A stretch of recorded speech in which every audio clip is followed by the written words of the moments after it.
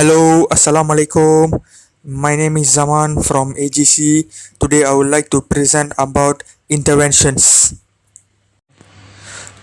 Let me start with interventions for sensory problems. Abnormal sensory processing, which includes oral hypersensitivity, can cause significant issues with oral feeding.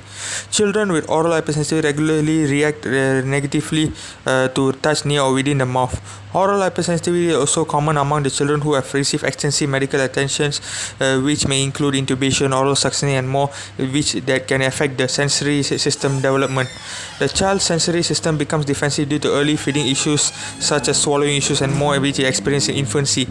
Oral hypersensitivity also can be common among the children with development and neurological conditions such as autism, cerebral palsy, and more. Children who experience longer periods of non-oral feeding may exhibit oral hypersensitivity signs. Okay, in order to address these issues, interventionists have developed gradual oral sensory explorations through play and positive experiences. Children might even tolerate greater sensory input if the task is under child control and provided in the context of encouraging and enriching appropriate tasks. Interventionists also may give access to textured objects and joyfully encourage the child to explore them with hands, face, and mouth, and also may engage the child in songs or games to motivate the self-directed touch to the face. And children may also gradually accept the therapist directed touch with firm pressure and is first applied on a body which include arms and shoulders before moving to touch near the face.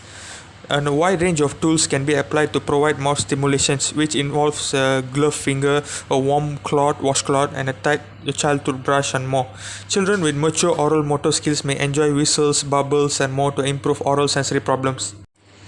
During the feeding sessions, interventionists slowly introduce new flavors and textures. Children also may improve their oral feeding skills when interventionists made slight modifications to their current preferred foods to advance the child's sensory sense, such as thickening the food, changing the food temperature, and more.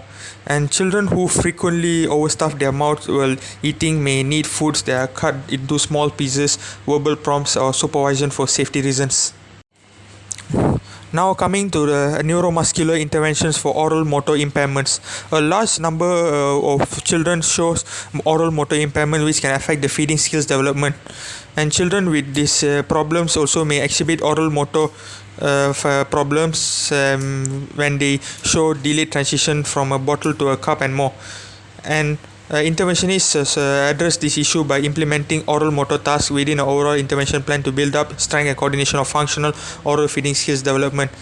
And the task should involve food to assimilate taste receptors and facilitate the combination of both sensory and motor skills for an effective response.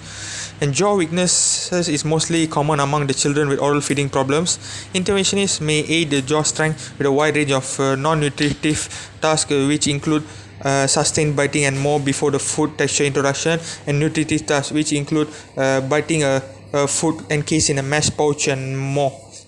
And children with neuromuscular problems may have strong patterns of abnormal oral movement which includes tonic bite, which is an action where a child bites forcefully in response to stimulus and has ensuing difficulty in relaxing the jaw. And interventionists will assist the child into neck flexion with proper trunk and shoulder support, which causes this pattern reduction. That poor trunk and head control also can cause tonic bite. That's why I have to do that. And then children with neuromuscular issues may show immature alternating tongue movement during feeding and more, such as an interventionist also may engage the child in tasks that aid tongue movement, such as encouraging the child to lick lollipops at the mouth corner and inside the cheek and more.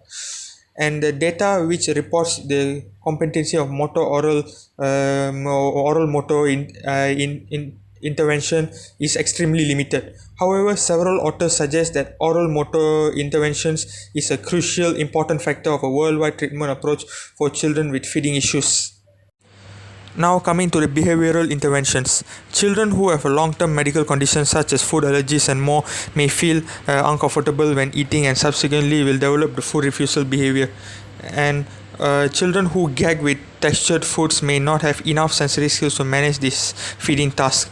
And behavioral power struggles may continue to develop during meal times. In most of these cases, interventionists may need to add behavioral treatment strategies within a comprehensive intervention plan to promote successful oral feeding advancement.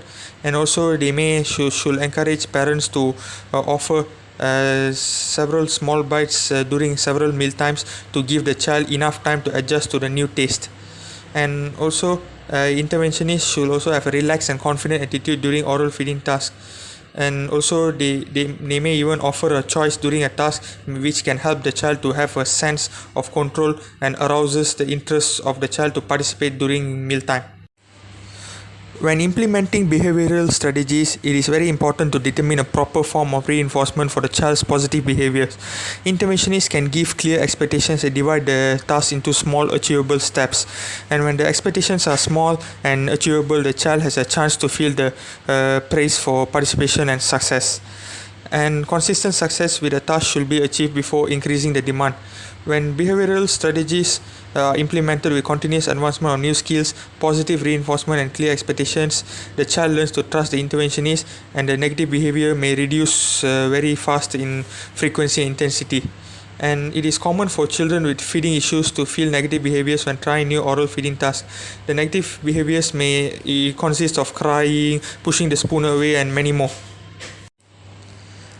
Children may sometimes cough, show gag reflex, and more when trying new oral feeding activities. And when interventionists or parents react strongly to these activities and quickly finish the task, the child may begin to show the above mentioned behaviors, like as I said earlier, like cough and gag reflex and more.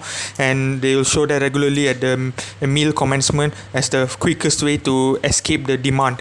And several researchers have promoted the use of differential attention during meal times, where positive reinforcement is mixed with ignoring to boost moral intake. And another research also proved that positive reinforcement and frequent exposure to non-preferred foods actually enhance the oral consumption and self-feeding skills. An interventionist also may recommend the use of visual schedule to assist the child clearly and to understand when the task is finished, and rather than having the parents to finish the meal when the child's behavior is intensified. This task clear end may also assist the child transition from the new task back to their regular feeding routine. And thank you very much for listening, and hope to see you soon.